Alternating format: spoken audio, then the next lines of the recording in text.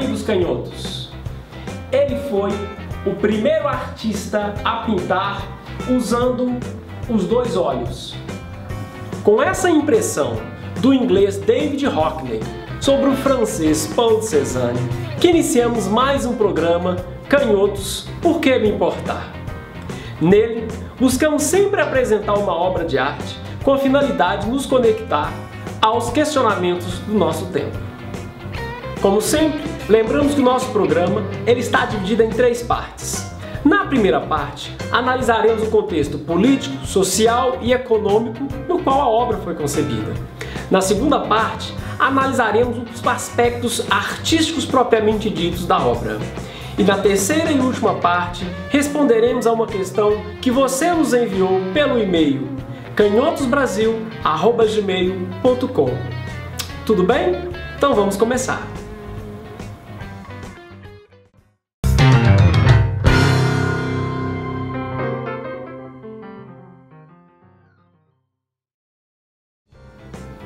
Paul Cézanne, em suas investigações, dizia que, abre aspas, ver não é acreditar, mas sim questionar. Como reproduzir a máxima filosófica do mestre de Aix diante da atual ditadura do monstro de um olho só que molda nossas aparências na fotografia, no cinema e na televisão? Um dos efeitos negativos da câmera monocular sobre a nossa concepção do mundo é que, por mais tecnologia que ela tenha embarcada, ela jamais conseguirá substituir a riqueza de significados na apreensão humana da realidade. Pior, a disseminação de imagens monoculares num tempo predominantemente visual, no qual vivemos em tempos de selfies, é a possibilidade de manipulação da nossa percepção do que somos e o que queremos ser. A visão monocular, desde a invenção da câmera, busca produzir imagens com efeitos que acobertem eventuais visões arraigadas de preconceitos, gostos, experiências e situações dadas em relação ao destinatário. Dessa forma, Cézanne estava preocupado com essa visão monocular que, até hoje, define de forma autoritária a maneira como podemos enxergar o que está diante de nós, mostrando o que eles acham interessante e escondendo o lado obscuro daquele mesmo contexto. Esta manifesta obviedade filosófica vinculou o fim da idade da razão iluminista do século XIX para a modernidade do Estado social no século XX, e ainda mais amplificada com a perspectiva tecnológica do nosso atual século XXI. Para melhor adequação dos processos de tomada de decisão em toda e qualquer área da nossa vida, temos que enriquecer nossas visões de mundo por meio de outros ângulos não captados pela ditadura da visão monocular, como na obra que veremos a seguir.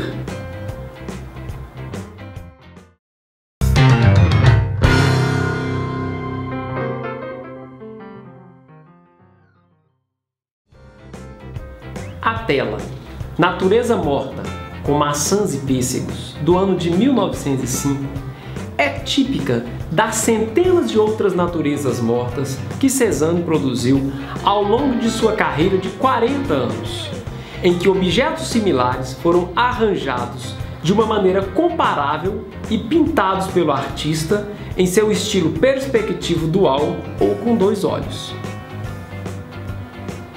Temos aqui várias maçãs e pêssegos do lado direito de uma pequena mesa de madeira. Algumas frutas foram empilhadas numa estrutura de pirâmide num prato, enquanto outras, posicionadas perto da borda exterior da mesa, estão soltas. Um vaso azul, amarelo e branco vazio está pousado na parte posterior da mesa, atrás das maçãs e dos pêssegos. Perto das frutas, cobrindo os 2/3 esquerdos do tampo da mesa, foi drapeada uma peça de tecido de algodão, provavelmente uma cortina, estampada com padrão florido azul e amarelo turvo. O tecido está enfeixado sobre a mesa, arranjado de modo a acentuar suas profundas pregas e vincos, entre os quais está aninhada uma maçã vermelha, como uma bola de beisebol, na luva do apanhador. O tecido é pressionado para baixo por um jarro cor de creme nos fundos da mesa, colocado do lado esquerdo em frente ao vaso. Cézanne pintou o jarro de duas perspectivas diferentes. Um de perfil no nível dos olhos, outra em que sua boca é vista a partir de cima. O mesmo se aplica à pequena mesa de madeira, cujo tampo Cézanne inclinou em direção ao espectador no ângulo de cerca de 20 graus para lhe mostrar mais das maçãs e dos pêssegos. Podemos notar que se as regras da perspectiva matemática, tal como estabelecidas no Renascimento, fossem aplicadas, as frutas estariam rolando para fora da mesa e caindo no chão. Mas a perda da perspectiva representou um ganho da verdade, pois o artista está buscando transmitir uma outra verdade sobre o modo de como assimilamos a realidade visual, em que o plano global de todo o quadro é mais importante do que as partes. A combinação de olhares lançados sobre um tema a partir de mais de um ângulo, com a tentativa de unificar uma composição, levou a um achatamento da imagem. Ao inclinar a mesa para o espectador, Cézanne está aumentando a quantidade de informação visual fornecida em prejuízo da ilusão tridimensional. Os elementos visuais e as cores da pintura são como notas musicais que ele juntou meticulosamente para produzir um som harmonioso. Vejam vocês como Cézanne mudou a arte para sempre, ao abandonar a perspectiva tradicional e firmar um compromisso com o plano pictório global, introduzindo-se a visão binocular, priorizando-se aspectos da natureza e não apenas da ciência. Para terminar nosso programa, vamos à pergunta que você nos enviou.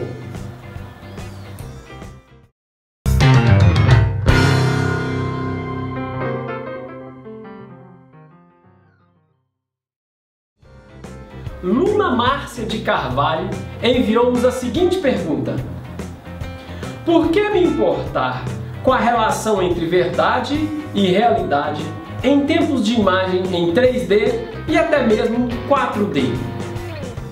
Muito obrigado, Luna, por sua participação e desde já quero mandar um grande abraço a você, bem como aos nossos espectadores aí no estado de Goiás. No campo da apreensão da realidade, temos que ficar de sobreaviso às tentativas subrepetícias de grandes empresas de mídia que a todo tempo buscam moldar o nosso olhar segundo seus interesses ideológicos e econômicos de hegemonia. Mas não apenas isso. Temos que buscar enriquecer permanentemente as nossas visões de mundo para além dessas tentativas. Considera que quando lançamos luzes, também produzimos sombras. Não podemos ficar hipostasiados com a luz que nos cega, como ficaram os iluministas, mas saber que também temos que lidar com essas sombras, ver tudo como uma unidade e não uma parcialidade. Isso é ser revolucionário. Desse modo, finalizamos mais um programa.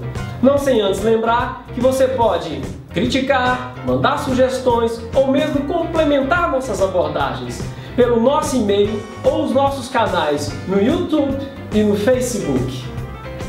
Até a próxima, meus amigos. Saudações, canhotos.